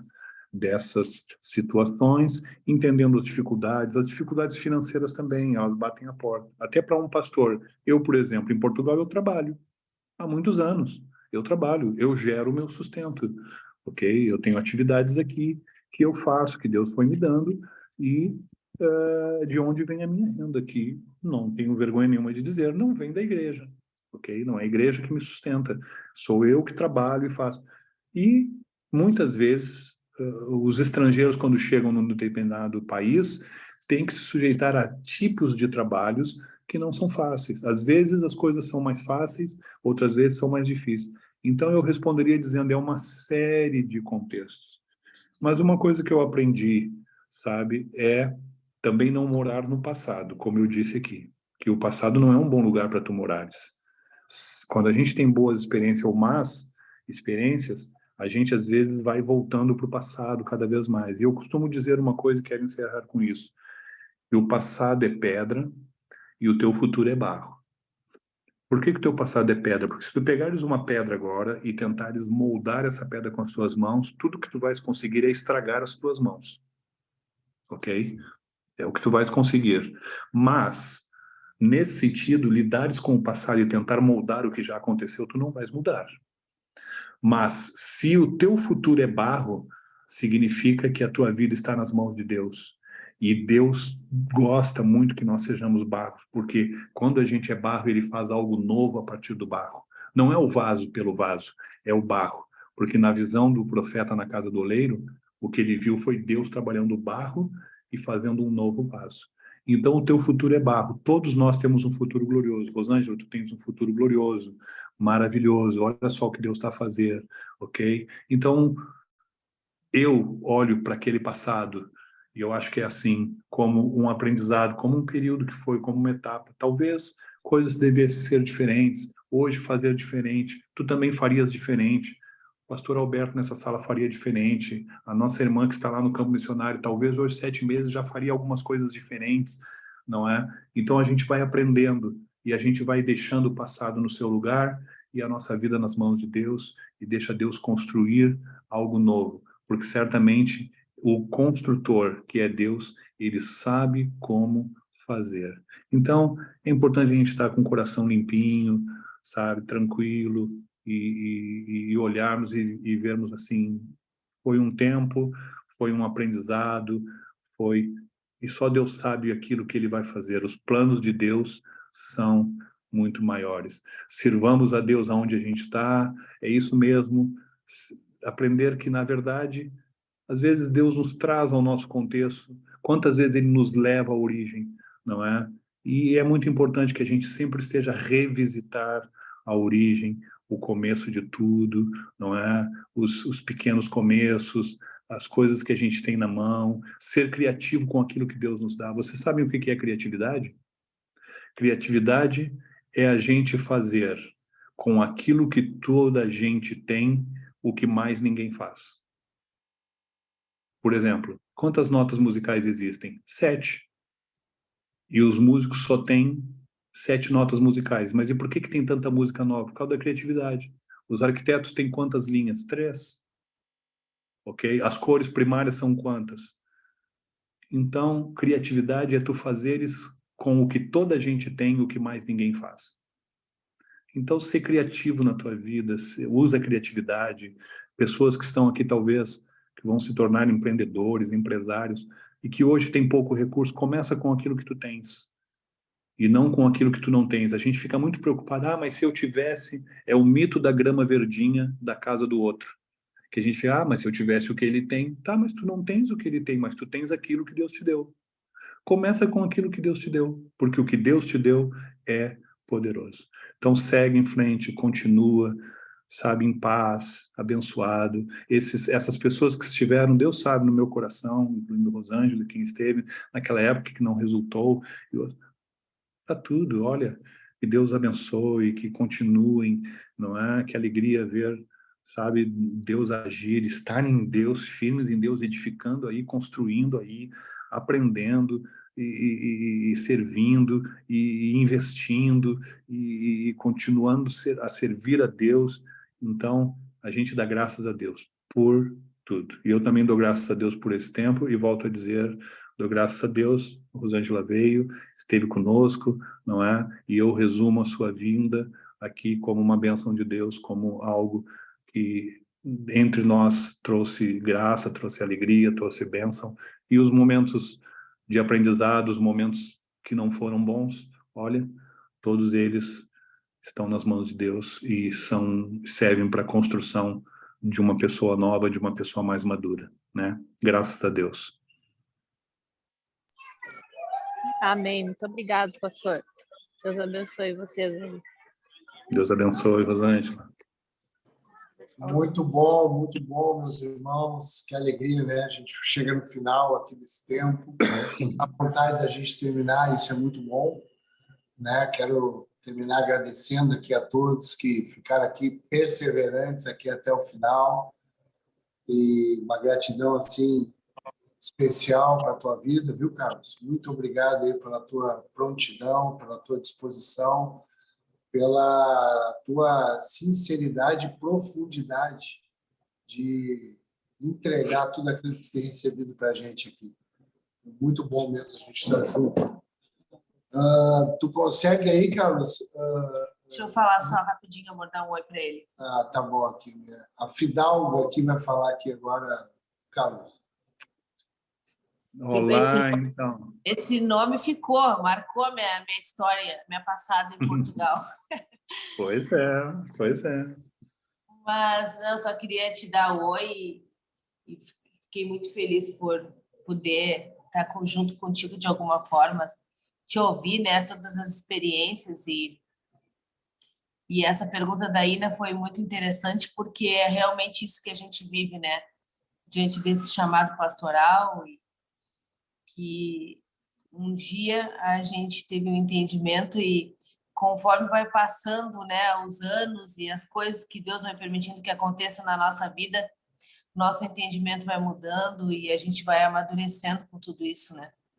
E vão ficando marcas ao longo da história, né, ao longo desse chamado, que é isso que tu tem vivido aí em Portugal e a gente sabe disso muito bem, né? A gente anda contigo perto, mesmo de longe, mas andamos muito perto de ti, perto da tua casa, vivendo a tua história, orando por ti, né? Comprometidos contigo, com a tua saúde, com a tua casa, com as meninas. Então, eu só queria dizer mesmo que nós estamos gratos pela tua disposição em nos servir aqui com tudo que Deus tem feito na tua vida e na tua casa. Manda um beijo. Vivi um tempo, né, muito precioso aí com a Adriana. As mesas ali que nós tivemos, né, os nossos debates com o pastor Hudson, não sei se tu lembra, foi um grande debate aquele dia. Foi. E foi muito bom porque também pude me aproximar da Adriana de uma forma especial também, né, da Carol, que estava junto conosco, viver esse momento aí na igreja. Para nós foi muito, muito precioso mesmo. E quero deixar um beijo para as meninas, um beijo para a Adriana e dizer que nós amamos muito vocês e que vocês são importantes para o nosso ministério também, né? São essenciais na nossa caminhada. Beijo, querido.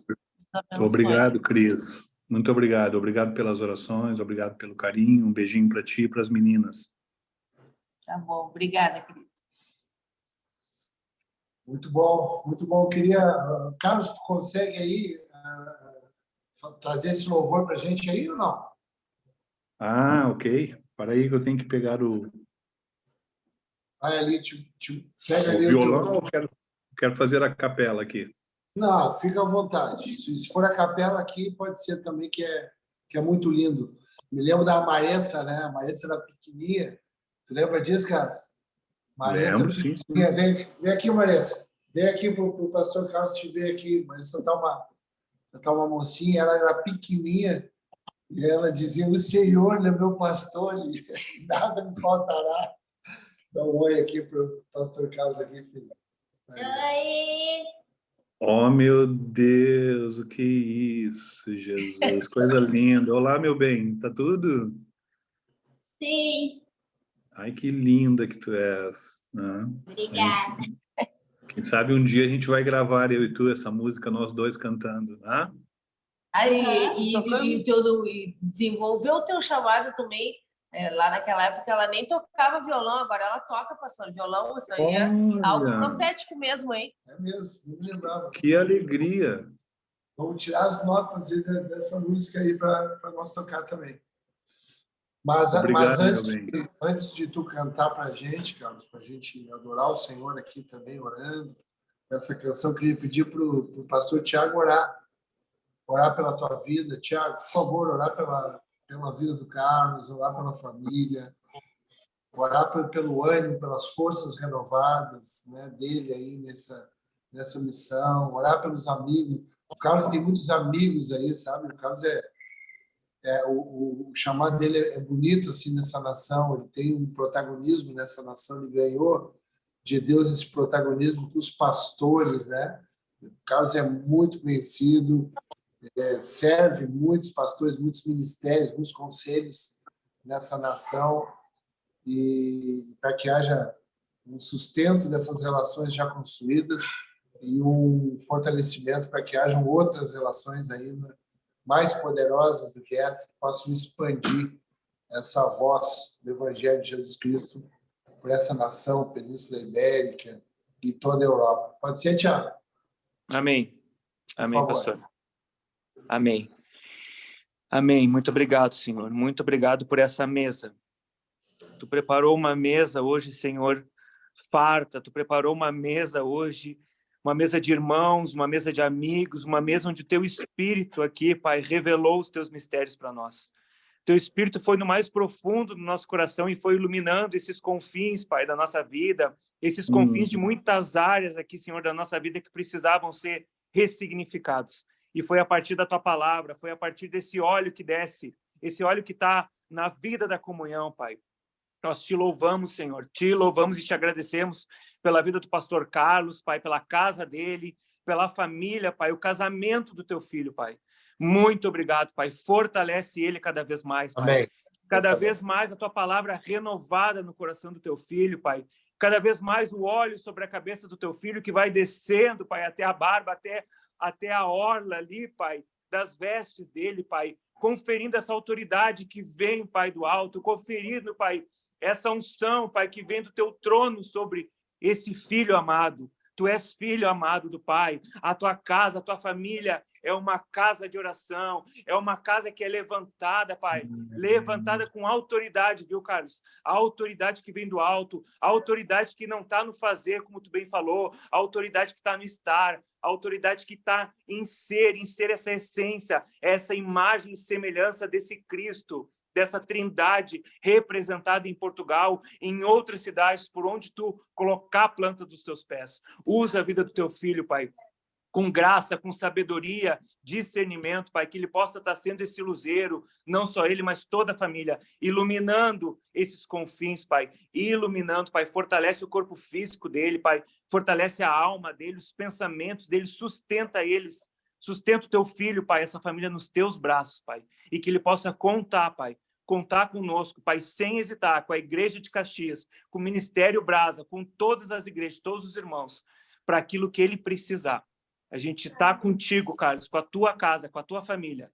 Em nome de Jesus, conta conosco, conta com essa família. Tu és uma extensão da família Forte em Portugal. Nós cremos nisso, Pai. Nós cremos em nome de Jesus. Em nome de Jesus. Em nome de Jesus. Amém. Amém. Amém, amém, amém, amém, amém, amém, amém, Tiago. Obrigado, obrigado. Vamos te ouvir aí, Carlito Fenômeno. Então vamos cantar juntos, Salmo 23, tranquilo. Todos sabem a letra. O Senhor é meu pastor e nada me faltará.